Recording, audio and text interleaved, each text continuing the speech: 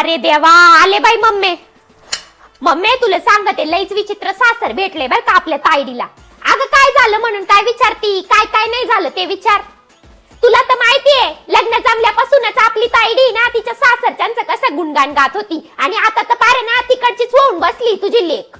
अगं आम्ही एवढं गेलो तर थोडा वेळ सुद्धा नीट आमच्यापाशी गप्पा मारायला बसली नसल. निस्ती ना पायाला भिंगरी लावून ना 24 तास इकडं तिकडं पळत होती. कधी मोटर बंद करायला जाती, तर कधी धुणं धुवायला जाती, कधी कोणाला चहा घेऊन जाते. निस्ती ना त्या लोकांच्या पुढं पुढं करायलाच आहे. काम म्हणजे कामच निसतं.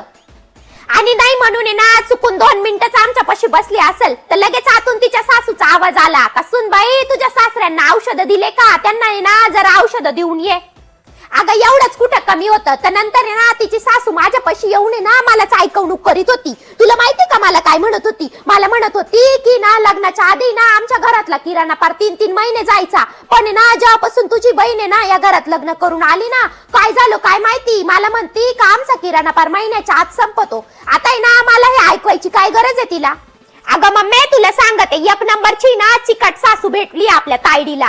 अगं मी तुम्हाला आधीच म्हणत होते काय एवढं ना चिकट घरात ना का आपल्या ताईचं लग्न करू, पण काय तुम्ही माझं ऐकलं नाही. अगं कशाचं जेवण आणि कशाचं काय, नाश्त्याच्या नावाखाली सुद्धा ना दिवाळीचा उरलेला चिवडा आमच्या समोर आणून टेकवला होता तिच्या सासूनी.